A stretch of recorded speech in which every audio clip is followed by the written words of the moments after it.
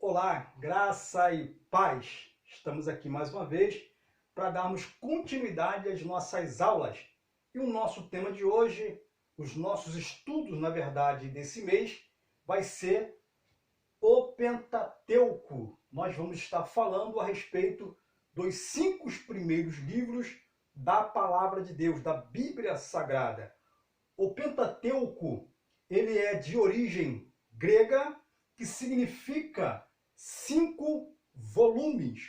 O Pentateuco, ele significa 5 volumes, que é de origem grega. Tá? Da onde se originou o Pentateuco? Justamente da escola da Septuaginta que a gente vem falando aí nas aulas anteriores. Então, a Septuaginta, quando houve a reunião, o Concílio de Trento, tá? Houve então o quê?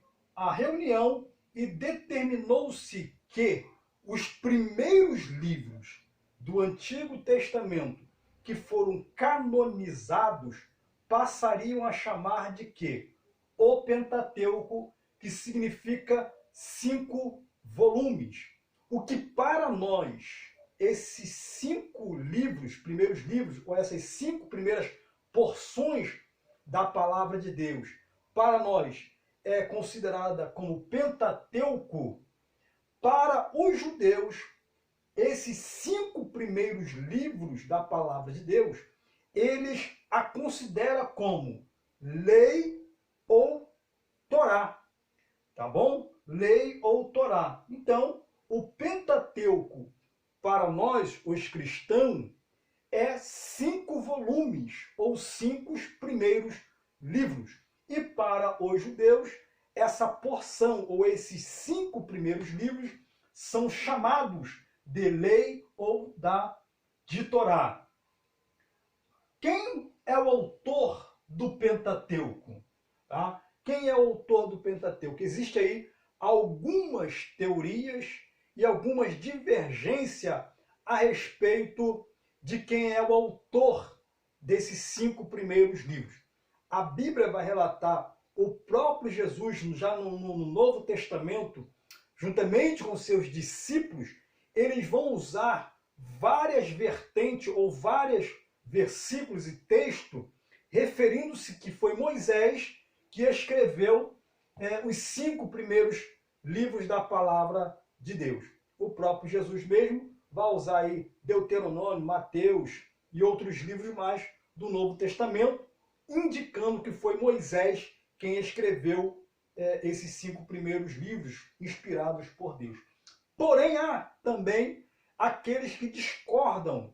E uma tese que é mais aceita ou famosa que os contra o autor de Moisés, ou a autoria de Moisés, são justamente quem? São justamente um grupo de estudiosos céticos que diz que não foi Moisés quem escreveu, mas alguém que viveu entre os séculos 18, tá, e 19.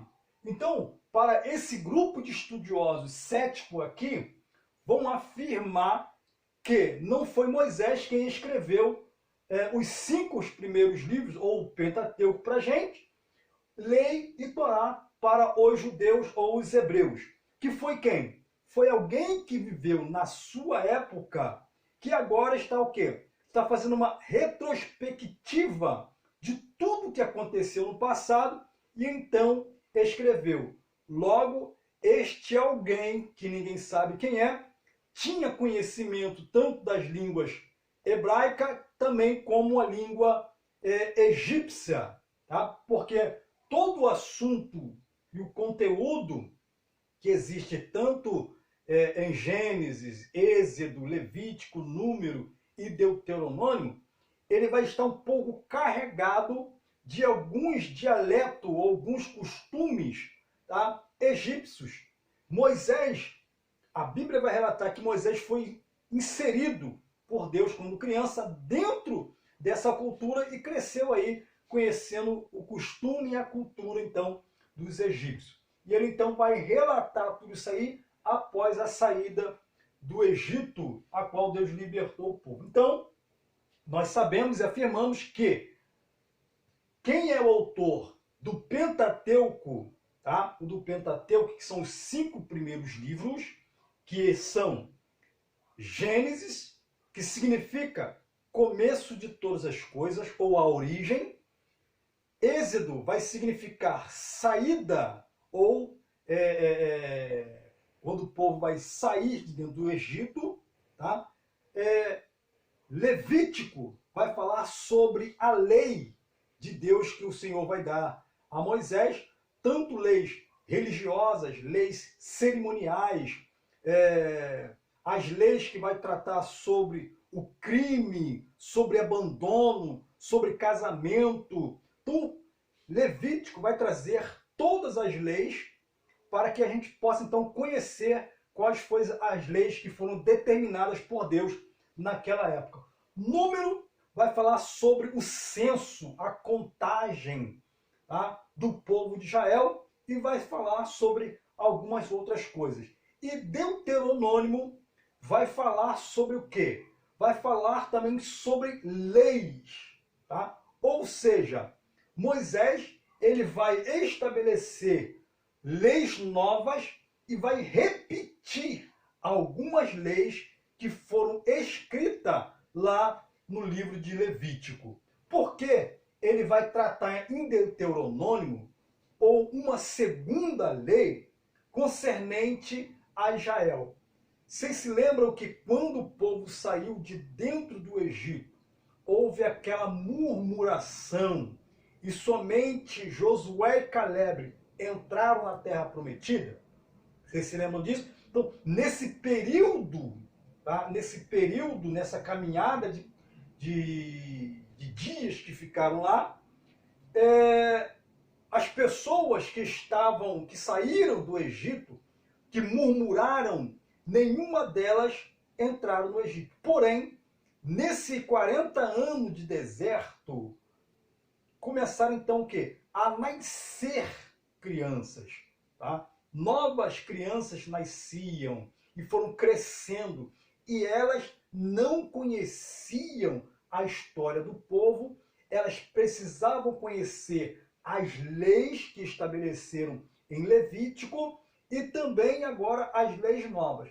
Então o propósito de Deuteronômio foi justamente o quê? Fazer com que o povo relembrasse de todas as suas origens, as pessoas novas que estavam surgindo no meio do deserto. Então a segunda lei vai representar ou relembrar o povo de tudo aquilo que aconteceu e vai trazer novas leis também. Tá? Então, o primeiro assunto, o primeiro livro, vai tratar justamente sobre isso aí, sobre a origem de todas as coisas, como tudo começou, como tudo foi implantado por Deus lá no livro de Gênesis, tá? Quando Deus criou o homem, formou o homem e assim sucessivamente. Levítico vai falar sobre a lei, tá? Êxodo, a saída do que o povo passou dentro do Egito, a promessa de Deus que foi estabelecida e assim sucessivamente. E Deuteronômio vai falar sobre a segunda lei e o livro de Números vai falar sobre a contagem ou o censo estabelecido por Deus.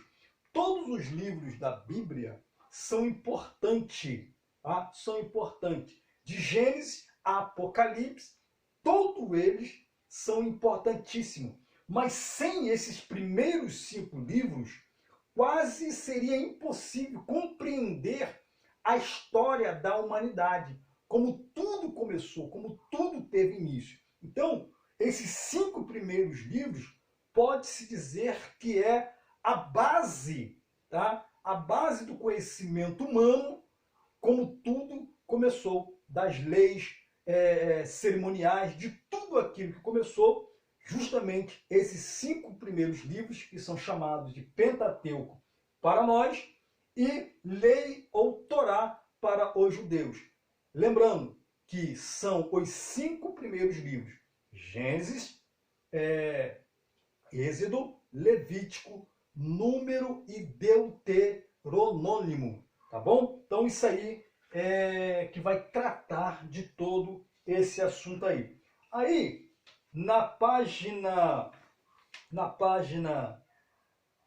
13, que nós temos aí da sua apostila, que você tem aí na página 13, vai falar sobre alguns assuntos polêmicos que foram inseridos dentro do Pentateuco. Então, surgem alguns temas que a gente vai precisar tratar. Claro que a gente não vai se aprofundar, né, dentro desse assunto, mas a gente vai tentar falar um pouco mais dele futuramente. Então, a gente vai aqui apenas dar uma introdução nesses assuntos para que a gente possa, então, ficar um pouquinho mais atento sobre esses assuntos. Vai dizer o seguinte, página 13 da sua apostila, assuntos polêmicos no Pentateuco, sua temática principal.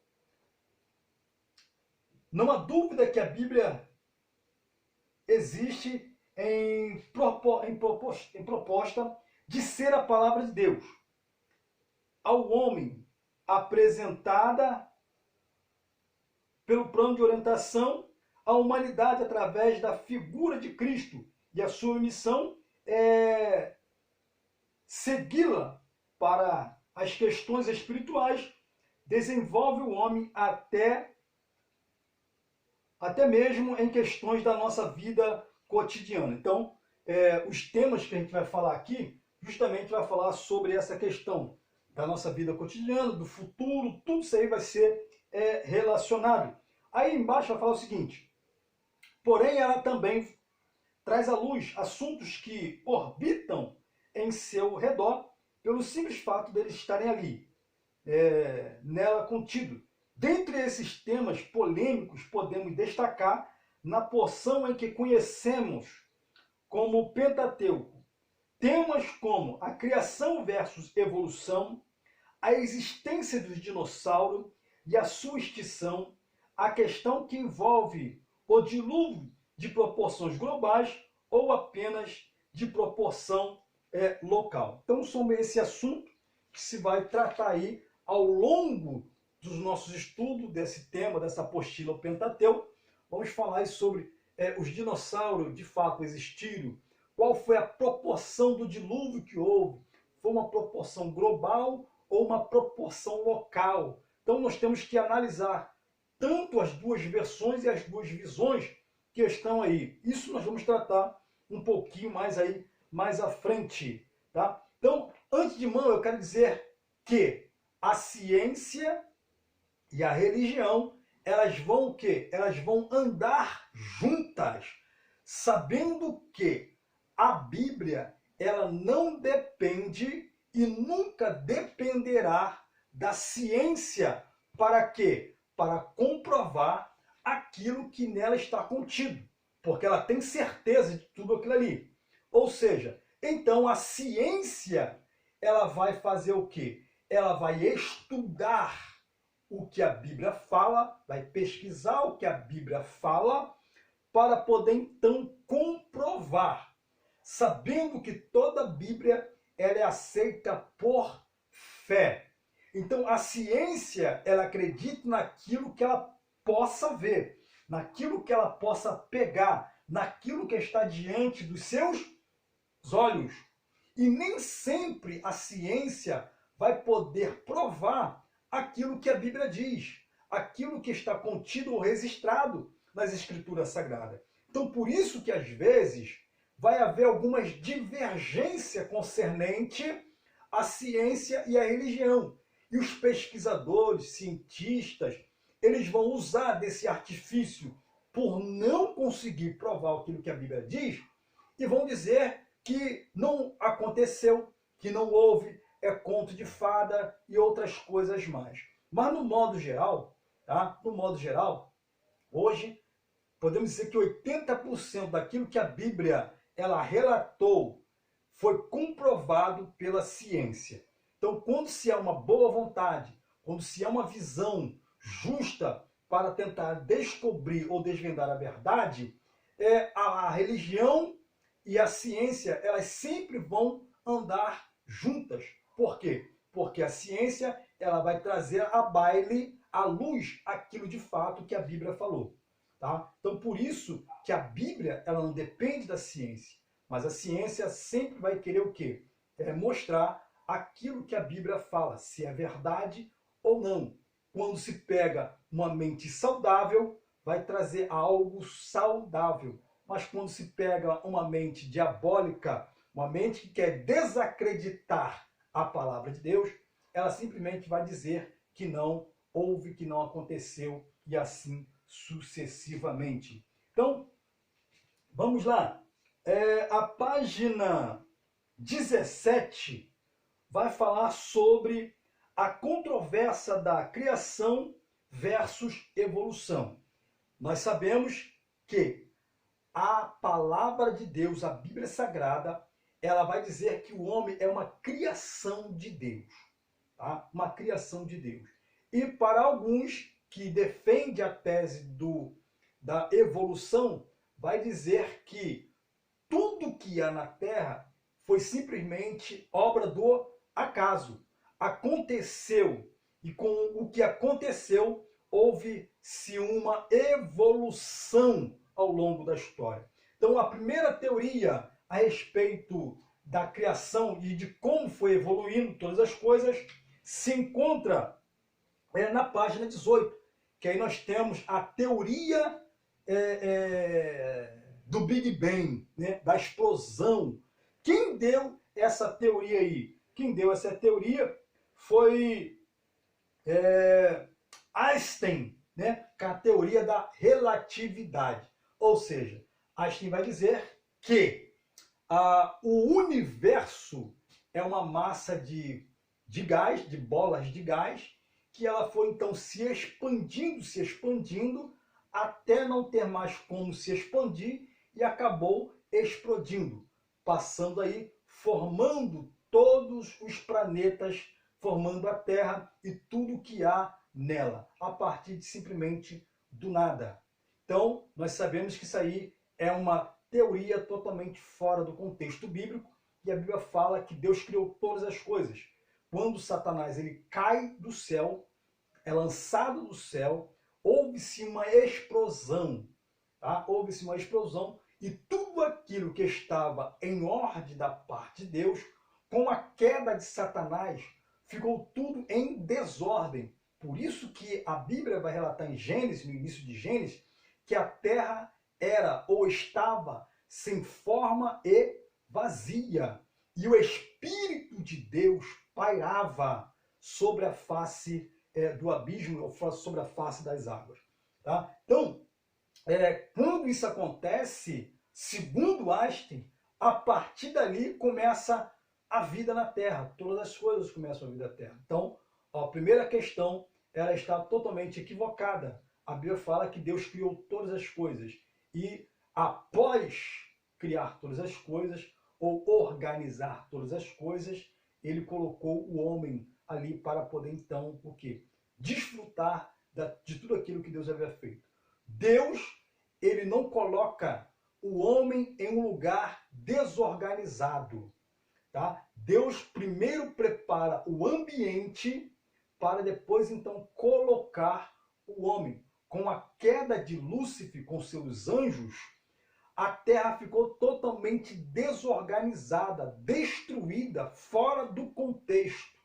Deus, então, vai organizar tudo isso aí, colocar tudo no seu devido lugar. A história de Gênesis, a gente vai ver lá todo o assunto, como aconteceu. Após Deus fazer isso aí, colocar tudo no lugar, de forma organizada, aí sim, Deus vai colocar o homem no lugar pleno, perfeito. Deus nunca vai colocar o homem em um lugar desorganizado. Satanás desorganiza. Satanás tira do contexto aquilo que Deus colocou. Mas Deus vem e organiza. Deus vem e coloca novamente no contexto. Satanás destrói e Deus reconstrói novamente. Tá? Então, isso que aconteceu lá no Jardim do Éden e com a explosão que os cientistas chamam de Big Bang, que, na verdade, essa explosão aconteceu por conta da queda de Satanás aqui na Terra. Segunda teoria, tá? A teoria do criacionismo. Tá? A teoria do criacionismo vai dizer que Deus criou todas as coisas e por ela as coisas foram evoluindo gradativamente. Ou seja, Deus cria, tá, do nada. Ou seja, são duas palavras que nós vamos ter na Bíblia que vai ser tratada como Deus cria do nada e Deus vai criar a partir daquilo já existente. A primeira palavra, quando Deus vai criar do nada, se chama bará, ou seja, Deus vai criar aonde não existe nada e ele vai dar forma, ele vai criar. Agora, a palavra baçá vai dizer que Deus vai começar a usar aquilo que já está o quê? Existente. Ou seja, o homem, por exemplo, Deus usou aquilo que já estava presente, ou seja, Deus vai formar o homem do barro já estava presente, e vai então lhe dar o quê? O fôlego de vida. Todo o universo foi criado por Deus através do bará, aonde não havia nada. Então Deus tem poder para criar do nada e também tem poder para criar a partir daquilo já existente. Tá bom? Então, segundo alguns pesquisadores aí, Deus não tem essa força, esse poder de criar, mesmo porque ainda existe algumas indagações. Quem criou Deus? Então, alguns cientistas ainda focam nesse assunto de quem criou Deus. A palavra de Deus diz, quando Moisés foi enviado